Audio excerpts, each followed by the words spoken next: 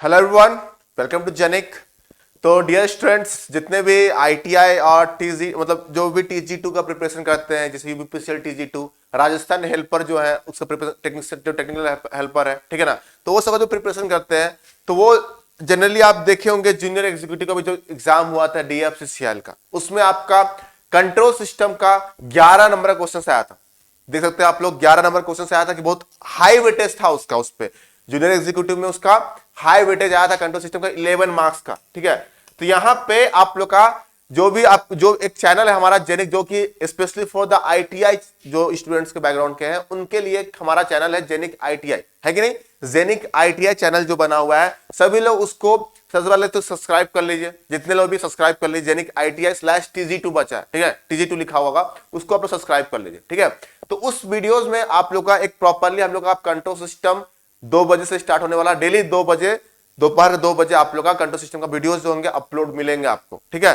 तो अगर आप कॉन्सेप्ट पढ़ना चाहते हैं, आप लोग का डिमांड था कि सर कॉन्सेप्ट कुछ लेकर आइए सर, तो आप लोग के लिए इसलिए स्टार्ट हो रहा है, ठीक है, सेम फॉर्म में। तो जैसे मॉर्निंग में आपका 0 to हीरो बैच चल रहा है, जिसमें आप लोग क्वेश्चंस प्रैक्टिस करते हैं बहुत से बहुत, ठीक है। फिर आप लोग का 10 बजे जो है आप लोग का डिजिटल इलेक्ट्रॉनिक्स भी स्टार्ट हो रहा है कृष्णा सर, ठीक है। तो डिजिटल इलेक्ट्रॉनिक्स का भी आप लोग का सेम कल ही से स्टार्ट होगा, कल 21 आई थिंक 21 तारीख है, जो भी आप लोग का स्टार्ट होगा आपका कृष्णा सर स्टार्ट करेंगे 10 बजे सबका वीडियोस जाना स्टार्ट होगा, ठीक है। तो आप लोग का सिलेबस डिस्कशन होगा। तो मैं भी यहाँ पे मेरा भी आपका कंट्रोल सिस्टम मिलेगा 2 बजे, 2 बजे आप लोग का स्टार्ट होगा, 2 बजे आप लोग का डेली वीडियोस जो है आपको अपलोड मिल जाएंगे 2 बजे कंट्रोल सिस्टम, ठीक है।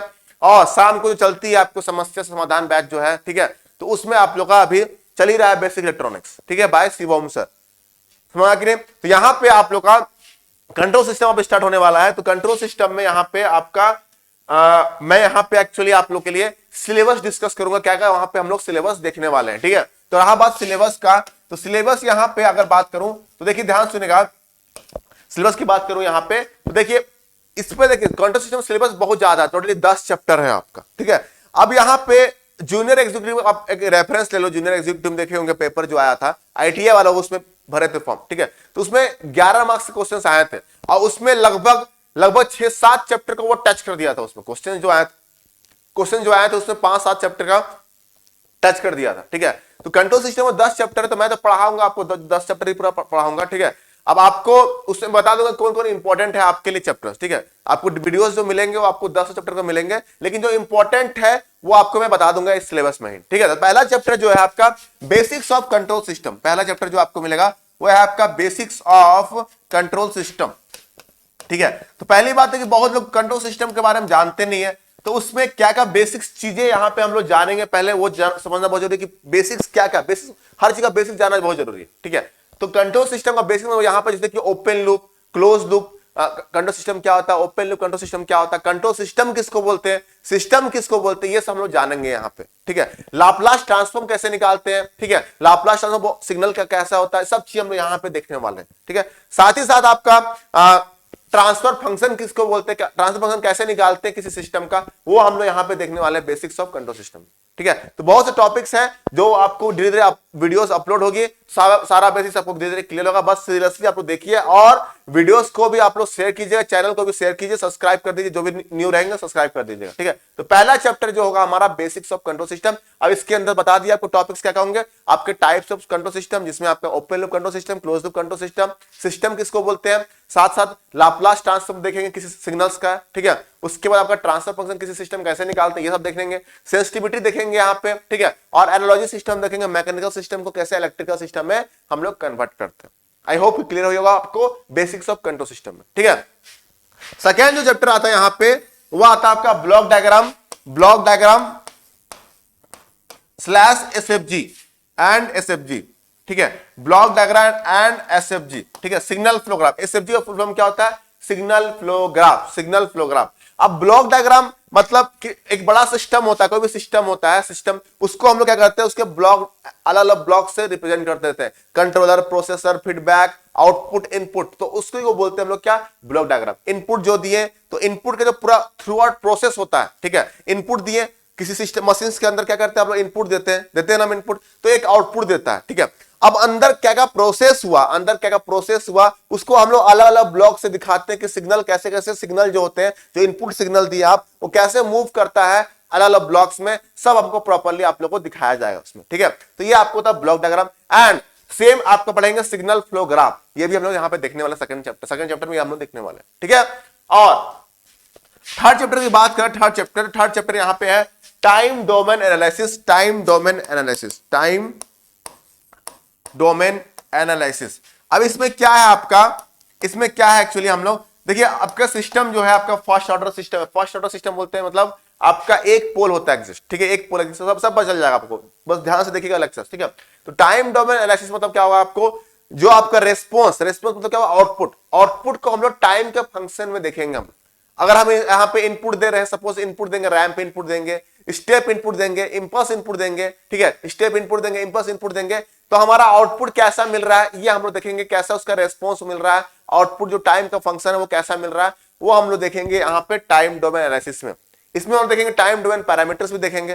टाइम डोमेन पैरामीटर्स जैसे कि पिक टाइम, राइज टाइम, ठीक है, पिक टाइम, राइज टाइम, आपका मैक्सिमम पिक ओवरशूट, ठीक है, डिले टाइम किसको बोलते हैं आपको, ये सब चीज हम देखेंगे, सेटलिंग टाइम देखेंगे, ये सब चीज हम इसमें देखने वाले इस चैप्टर में टाइम डोमेन एनालिसिस में। क्वेश्चंस आते हैं पिक टाइम, राइज टाइम, थोड़ा सुने हुए होंगे आप लोग, ठीक है। सेकंड ऑर्डर सिस्टम क्या होता है, डैम्पिंग रेशियो क्या होता है, नेचुरल फ्रीक्वेंसी क्या होता है, सब चीज हम लोग देखने वाला टाइम डोमेन एनालिसिस में।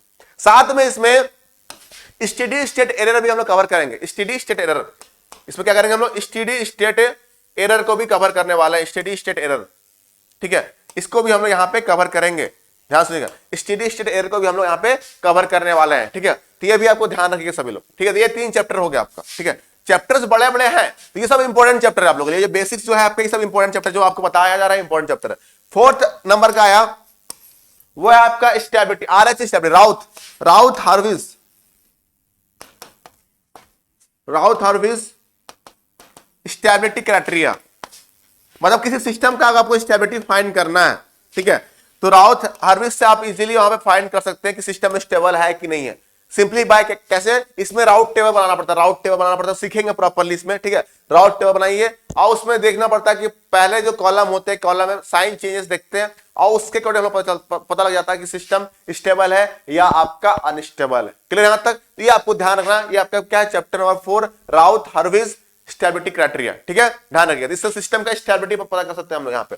5th चैप्टर होगा आपका रूट लोकस।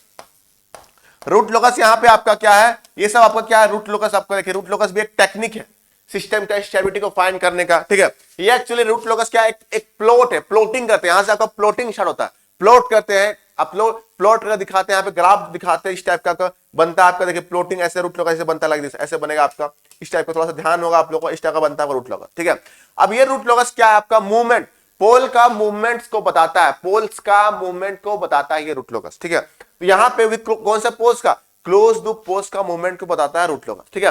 तो इस रूट लोकस को देख करके आप किसी भी सिस्टम का स्टेबिलिटी को पता कर सकते हैं, सिस्टम का स्टेबिलिटी को आपको उसका आइडिया मिल जाएगा आपको। तो ये आपका 5th चैप्टर है रूट लोकस, ठीक है। तो यहां तक आपका ये आपका सारे इंपॉर्टेंट चैप्टर्स है, तो देख लीजिए क्वेश्चन सबसे आए हैं, एक तरह से इंपॉर्टेंट होता है पहला 5 चैप्टर। 6th चैप्टर जो है पोलर प्लॉट उतना इंपॉर्टेंट नहीं है, तो आप इसको यहाँ पे छोड़ भी सकते हैं, कोई दिक्कत नहीं। पोलर प्लॉट जो है यहाँ पे आपका ये आपका पोलर प्लॉट हो गया 6th चैप्टर, यहाँ भी इसका प्लॉटिंग, आप यहाँ से रूट लोकस से आपका प्लॉटिंग स्टार्ट है, यहाँ पे पोलर प्लॉट भी क्या आपका एक प्लॉटिंग है।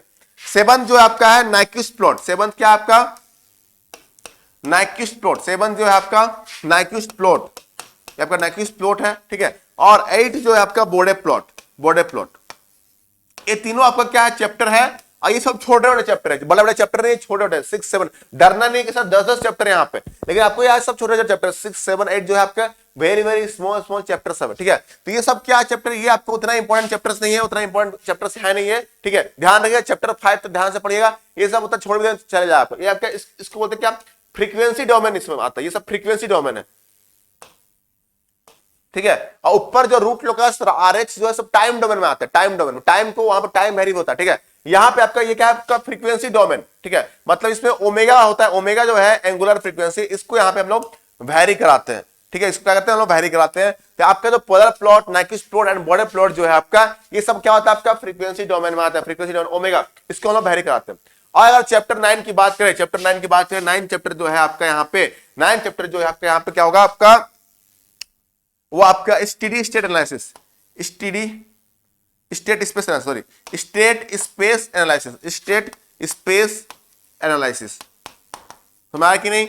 ये आपका 9th चैप्टर है, ये भी, इसमें भी आपका मैट्रिक्स, ये मॉडर्न आपका इसको बोलते हैं क्या, modern control system, modern control system. इसमें आपको देखिएगा स्टेट ट्रांजिशन मैट्रिक्स सब मिलेगा आपको, ठीक है, रिजॉल्वमेंट मैट्रिक्स मिलेगा आपको, ठीक है, आपको इक्वेशंस मिलेंगे, स्टेट स्पेस इक्वेशंस मिलेंगे आपको, देखिएगा स्टेट स्पेस, ये सब चीज आपको ध्यान रखना है, इसमें मैट्रिक्स मैथ्स बहुत ज्यादा है इसमें, ठीक है। तो ये भी उतना इंपॉर्टेंट चैप्टर मेरे हिसाब से नहीं है, ठीक है।